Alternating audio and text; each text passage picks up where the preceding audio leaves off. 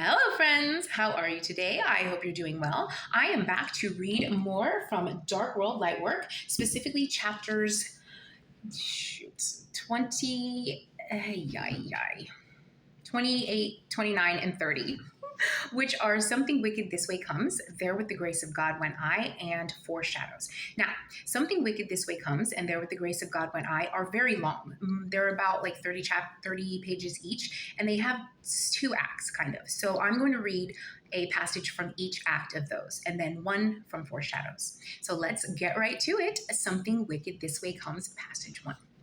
By 2018, my grandmother had been retired for over a year. The decline in her mental health appeared to speed up considerably after she stopped working, and everyone was starting to notice. One of her best friends called to tell me that she was forgetting things and having trouble keeping up with general conversations. I wondered what the woman wanted me to do with the information other than worry. By this time, I was already in the midst of an experimental cognitive therapy. I'd come up with a program on my own. This was based on trial, error, and most of all, heart. Perhaps I'd made it to the bargaining stage of grief at this point because I got it into my head that I could somehow stave off some of the symptoms of dementia with personalized cognitive therapy. I felt as if I would be the perfect person to develop an antidote to my grandmother's illness. After all, I knew her best. I'd been by her side for the better part of 40 years. I knew her backstory as far as family medical and psychological history, and I'd been observing her slow decline from the age 42 until almost 80. She was the child of an alcoholic and a woman who had passed away from Alzheimer's. When she attended Catholic school in the 1940s, they bound her left hand, confusing her already compromised neural pathways. As a result, she was plagued with confusion in regard to decision-making, direction, and hand-eye coordination. She went on to develop an overactive flight response. She sheltered in delusions of grandeur as a coping mechanism for unhealed and recurring trauma. She suffered from near crippling inability to make decisions or stand up for the decisions that she did make. She developed a borderline personality disorder that presented itself as gross insecurity. She chose an inadequate and abusive partner, which increased her stress levels. In turn, this trauma, along with the stress of childbearing, negatively affected her biological systems. Emotions and feelings are a product of internal chemistry. Love, for example, is a combination of many chemicals, including dopamine, serotonin, and oxytocin. These chemicals obviously have matter and therefore give blood viscosity, similar to the oil in a car. It is my theory that the chemicals released into the bloodstream can get clogged up in the small veins and capillaries at the base of the skull. This is what causes the buildup of plaque that is often found in Alzheimer's patients. My assessment comes more from esoteric knowledge than medical studies. I do not have the means to scour the Amazon or Africa for a substance that successfully crosses the blood-brain barrier and dissolves the buildup of said plaque. Instead, I went about the business of non-invasive cognitive preservation, or at least my version of this concept. I obsessed over it during this time. All right, hold on, Clementine. Okay, I'm back with passage 2 from Something Wicked This Way Comes. When I went inside and showed my grandmother my injuries, she insisted I call 911. She wanted Sean taken in for battery. I was eerily calm and collected. I didn't need or want police assistance at all. However, I dutifully obeyed my grandmother's wishes nonetheless. This move would set off a chain of events that would change the course of my life.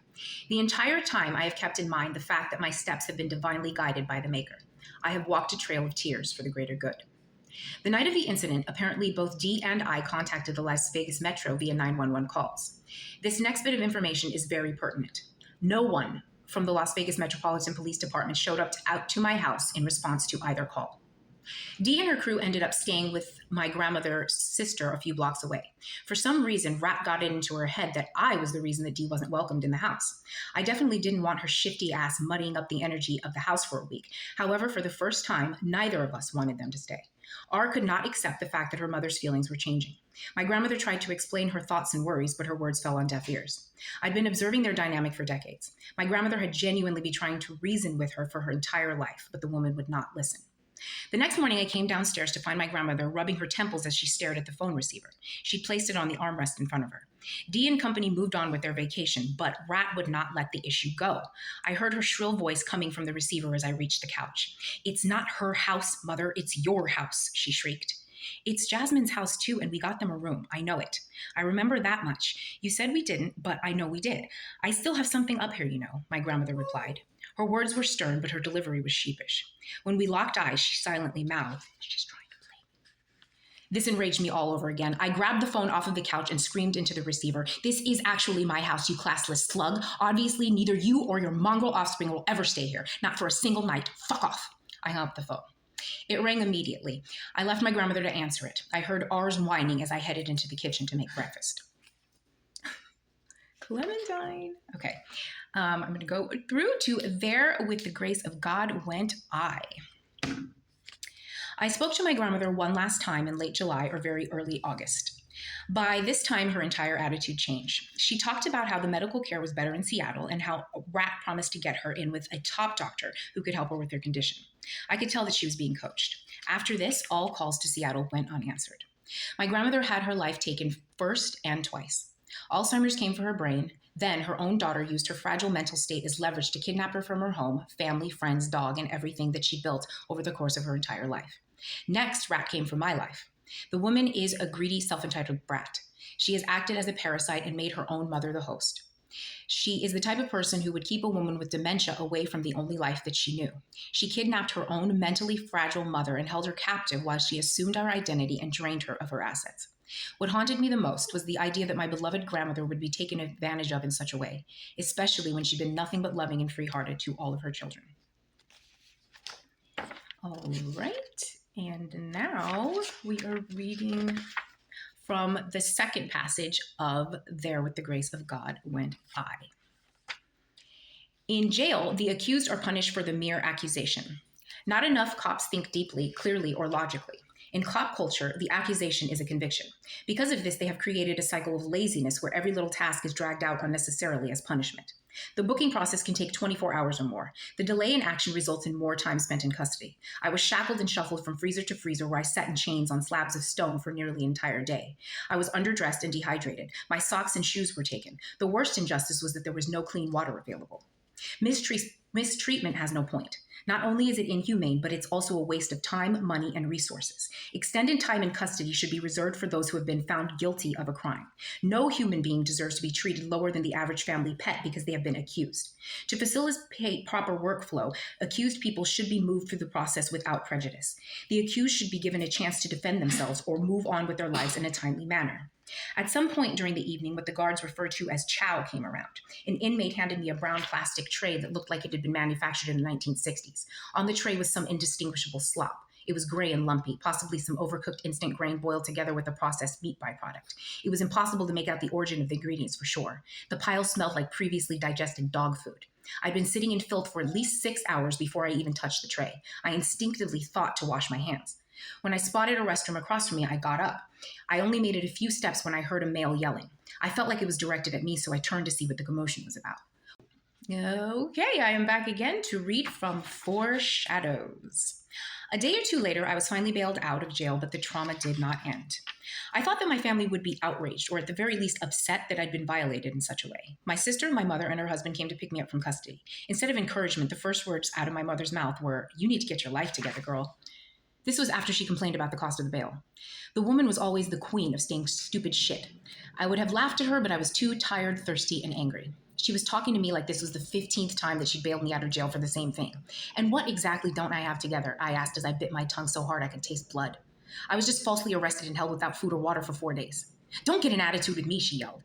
This is how the woman operates. She starts a heated conversation, then she proceeds to take any response as an act of aggression. It was impossible to communicate with her. The woman worked my nerves in general. After what I'd just been through, I found her energy to be downright evil. To me, she was right in line with Rat and the Deep State. "You are impossible to talk to, and you don't think before you speak." "I'm done," I huffed. I wanted to cry or punch her in the face. I'd just done what I considered to be hard time around actual goons. I was in no mood for her hating-ass commentary. Who needs the shadow government when your own mother is your biggest op? The only bright spot was that Clementine came with them to pick me up. Seeing my boo and getting kisses as we drove away from the county jail was the best part of my entire week. "Well, you need to start talking because I just paid blah, blah, blah." She went on to complain about the bail money again. I honestly did not give a shit about it at all, not even a little. This woman had no idea how little I cared about her in general. It was comical. She owed me. The woman barely lifted a finger to help raise me. She never contributed a penny while I was growing up, and it was infuriating. Everything was always about money. She might have gone to work every day, but she was just as obsessed with it as my dad.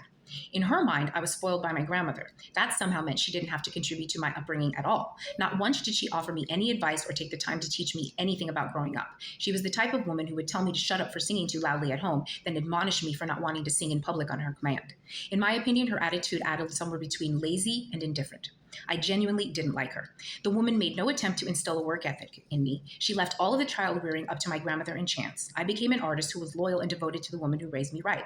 She then went on to judge me for living a more outside of the box lifestyle. My mother never truly took the time to see me. She certainly did not appreciate me as I was growing up. On top of that, she had zero empathy for my current situation. That part was devastating, not emotionally, but literally. The back and forth that night resulted in me getting kicked out of the car in the middle of the night on a dirt road, who knows where. I genuinely could not believe what was happening. It was almost an out-of-body experience. I was not expecting to be mistreated after what I'd been through. I was in a state of complete shock. At my most chaotic, I'm a funhouse. My mother is a fucking madhouse. All right, and that is chapters 28, 29, and 30 of Dark World Light Work. And next time, we are going to read 31, 32, and 33. I hope I'm saying those numbers right. And those are End Times, Have Not, and The Dark Night. See you next time.